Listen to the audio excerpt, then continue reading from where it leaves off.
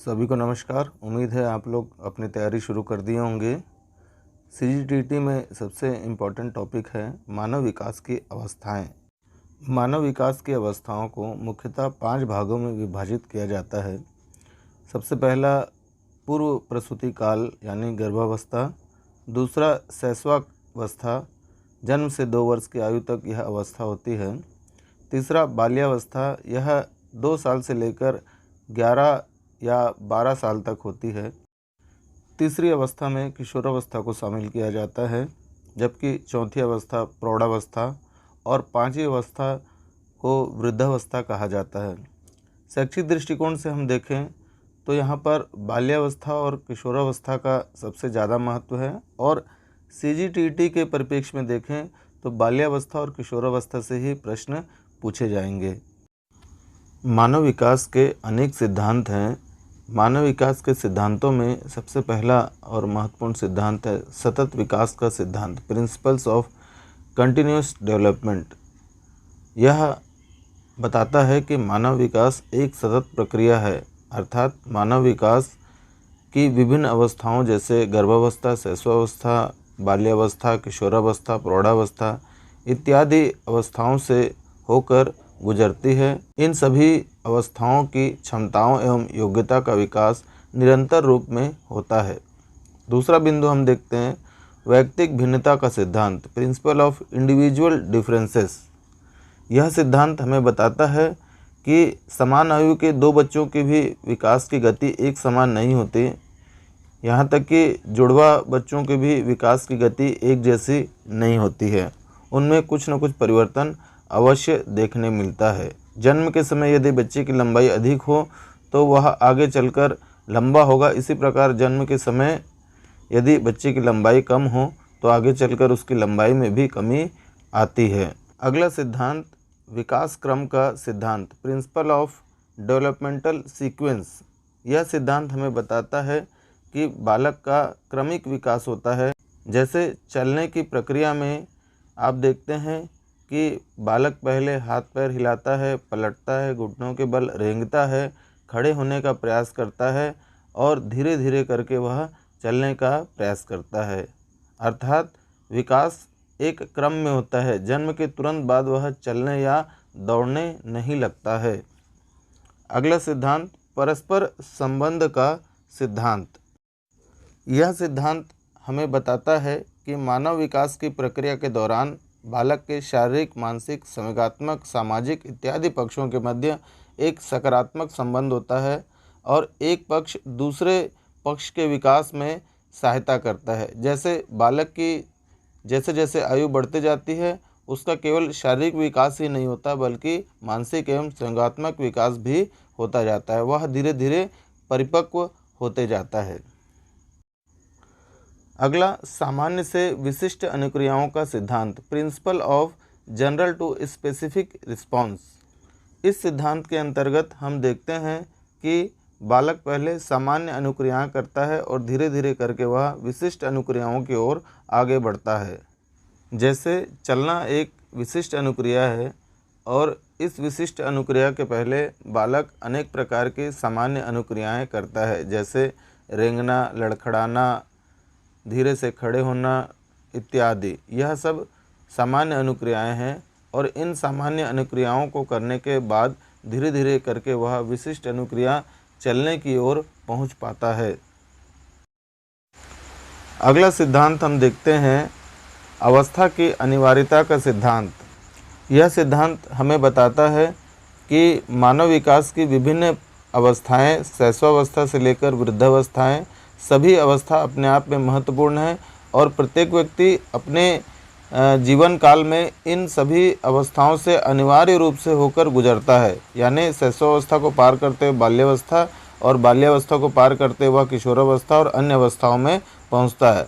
ऐसा संभव नहीं है कि वह शैशवावस्था से सीधे किशोरावस्था में पहुंच जाए या बाल्यावस्था से सीधे वह वृद्धावस्था या प्रौढ़ावस्था में पहुंच जाए। इसे ही कहते हैं अवस्था की अनिवार्यता का सिद्धांत। अगला सिद्धांत हम देखते हैं अवस्था विशेष लक्षण का सिद्धांत, principle of stage specific characteristics. अर्थात हम देखते हैं कि प्रत्येक अवस्था की अपनी एक विशिष्ट विशेषता होती है और प्रत्येक व्यक्ति को अवस्था के अनुसार उन विशेषताओं को अपने अंदर शामिल करना होता है। जैसे हम देखते हैं कि बाल्यावस्था में बच्चों का मन अधिक चंचल होता है, उनका शरीर अधिक गतिशील होता है। बाल्यावस्था में बालक का सामाजिक विकास तेज़ी से होता है। इसी प्रकार आप देखेंगे कि किशोरावस्था में शारीरिक अंगों का विकास होता है और शारीरिक परिवर्तन बहुत तेज़ी से होता है। यह अवस्था विशेष लक्षण है और इन अवस्था विशेष लक्षणों को सभी के अंतर्गत देखा जाता है। शारीरिक विकास का नियम यह कहता है कि व्यक्ति की आयु के साथ साथ उसमें गुणात्मक एवं परिमाणात्मक परिवर्तन होते जाते हैं। गुणात्मक एवं परिमाणात्मक परिवर्तन से तात्पर्य व्यक्ति की जैसे जैसे आयु बढ़ती जाती है वैसे वैसे उसकी सीखने की क्षमता में परिवर्तन, सामूहिक नियंत्रण, किसी विशेष भाषा के सीखने की क्षमता में परिवर्तन इत्यादि गुणात्मक परिवर्तन के रूप में हमारे सामने आती है। जबकि परिमाणात्मक परिवर्तन या मात्रात्मक परिवर्तन के अंतर्गत शरीर की बनावट में परिवर्तन, आकार में परिवर्तन, शरीर के भीतरी अंगों में परिवर्तन आदि होने लगता है। तो यह गुणात्मक एवं मात्रात्मक परिवर्तन के रूप में हमारे सामने आता है। विकासात्मक दिशा का नियम के अंतर्गत दो प्रकार के सिद्धांत प्रचलित हैं। पहला मस्तकाधोमुखी नियम सेफेलोकाउडल लॉ और दूसरा है निकट दूर नियम प्रॉक्सिमोडिस्टल लॉ है। जो मस्तकाधोमुखी नियम है वह यह कहता है कि शारीरिक विकास सिर से पैर की दिशा में होता है। इस नियम के अनुसार सिर की बनावट तथा कार्य का पहले विकास होता है, फिर धड़ की बनावट और कार्य का विकास होता है और अंत में पैर की बनावट और कार्य का विकास होता है। इसे हम मस्तकाधोमुखी विकास कहते हैं। इसीलिए आप देखते हैं कि बालक सबसे पहले सिर उठाता है, उसके बाद वह बैठना प्रारंभ करता है और फिर खड़ा होता है और अंत में वह चलना प्रारंभ करता है। इसी प्रकार जो दूसरा नियम है निकट दूर नियम प्रॉक्सिमोडिस्टल लॉ, इस नियम के अनुसार बालकों में शारीरिक विकास शरीर के केंद्र से उसके छोर की ओर होता है। यानी इस नियम के अनुसार पहले पेट या छाती के क्षेत्र में विकास होता है, फिर बाह में और अंत में उंगलियों में। मान लीजिए परीक्षा में पूछा जाए मस्तकाधोमुखी नियम क्या है। मस्तक यानी कि माथा, माथा यानी कि आपका सिर, तो आप कह सकते हैं कि सिर का विकास और सिर के कार्य का विकास सबसे पहले होता है और धीरे धीरे करके अन्य अंगों का विकास होता है। जबकि निकट दूर नियम को सामान्य शब्दों में आप कह सकते हैं पहले पेट या छाती के क्षेत्र में विकास होता है और धीरे धीरे करके यह विकास अन्य अंगों तक पहुंचता है।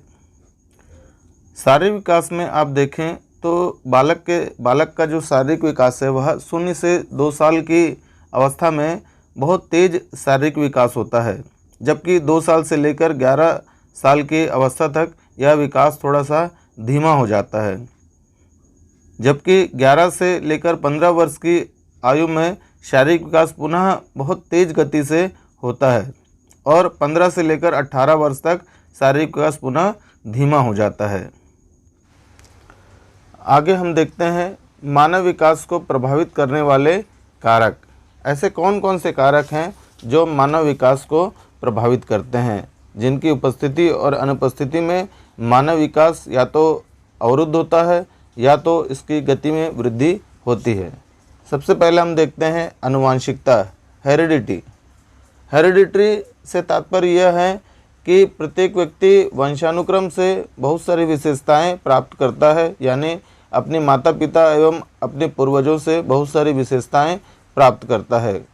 शारीरिक बनावट, रंग, रूप इत्यादि वंशानुगत या आनुवंशिक रूप से बालक को प्राप्त होता है। जो जिनके माता पिता शारीरिक रूप से हष्टपुष्ट होते हैं उनकी संतान भी तुलनात्मक रूप से अधिक हष्टपुष्ट होती है। दूसरा वातावरण। वातावरण के अंतर्गत वे सभी बाह्य तत्व आ जाते हैं जो व्यक्ति को जीवन आरंभ करने के समय से प्रभावित करते हैं। वातावरण के अंतर्गत बाह्य एवं आंतरिक वातावरण दोनों ही सम्मिलित होता है। अगला बिंदु हम देखते हैं बुद्धि। बुद्धि भी मानव विकास को प्रभावित करती है। एक अध्ययन में पाया गया है कि ऐसे बच्चे जिनकी बुद्धि अधिक होती है वह शीघ्र चलने एवं बोलने लगते हैं। अगला बिंदु है लिंग भेद। लिंग भेद का भी मानव विकास पर हम प्रभाव देखते हैं। जन्म के समय बालक बालिकाओं की तुलना में अधिक लंबे होते हैं, जबकि जन्म के बाद लड़कियों का विकास लड़कों की तुलना में अधिक होता है। यहाँ तक कि लड़कियाँ किशोरावस्था में जल्दी प्रवेश कर जाती हैं। मानव विकास को प्रभावित करने वाले कारकों में भयंकर रोग अथवा चोट का भी महत्वपूर्ण स्थान होता है। यदि कोई व्यक्ति किसी प्रकार की व्याधि से या बीमारी से पीड़ित है तो निश्चित रूप से उसका विकास प्रभावित होगा। इसी प्रकार हम देखते हैं प्रजाति बहुत सारी प्रजातियां आप देखते हैं, इंडो आर्यन, मंगोलियाड, द्रविड़, इन सभी प्रजातियों की अपनी विशेषताएं होती हैं। इंडो आर्यन प्रजाति के लोग लंबे चौड़े होते हैं, मंगोलियाड प्रजाति के लोग नाटे होते हैं। इसी प्रकार द्रविड़ प्रजाति के लोग सामान्यतः सांवले होते हैं या काले होते हैं। तो प्रजाति का भी आप देखते हैं मानव विकास पर प्रभाव पड़ता है। अगला बिंदु उचित पोषण, प्रॉपर न्यूट्रिशन। उचित पोषण यदि बालक को मिलता है या व्यक्ति को मिलता है तो निश्चित रूप से उसका विकास हो पाता है। यदि पर्याप्त मात्रा में पोषक आहार व्यक्ति को नहीं मिलता है तो उसके शारीरिक अंगों का विकास उतनी तेज़ी से नहीं हो पाएगा जितना होना चाहिए। यहाँ तक कि पोषण का प्रभाव मानव के मस्तिष्क पर भी देखने को मिलता है। मस्तिष्क के विकास के लिए भी पोषण की आवश्यकता होती है। अगला बिंदु हम देखते हैं बुनियादी आवश्यकताओं की पूर्ति, फुलफिलमेंट ऑफ बेसिक नीड्स। बुनियादी आवश्यकताओं के अंतर्गत रोटी, कपड़ा और मकान, आवास को सम्मिलित किया जाता है। जिस व्यक्ति या जिस परिवार के पास पर्याप्त मात्रा में शुद्ध जल, शुद्ध वायु, प्रकाश इत्यादि की व्यवस्था होगी, निश्चित रूप से उसका मानव विकास तेजी से होगा। स्वच्छ वातावरण के अभाव में व्यक्ति का विकास नहीं हो पाएगा, वह रोगग्रस्त हो जाएगा और उसका विकास बाधित होगा। इस प्रकार हम देखते हैं कि मानव विकास को अनेक तत्व प्रभावित करते हैं। उम्मीद है यह वीडियो आपको पसंद आया होगा। आगे के वीडियो में हम मानव विकास की विभिन्न अवस्थाओं को क्रमशः स्पष्ट करेंगे, जिसमें बाल्यावस्था और किशोरावस्था प्रमुख होंगे। बहुत बहुत धन्यवाद।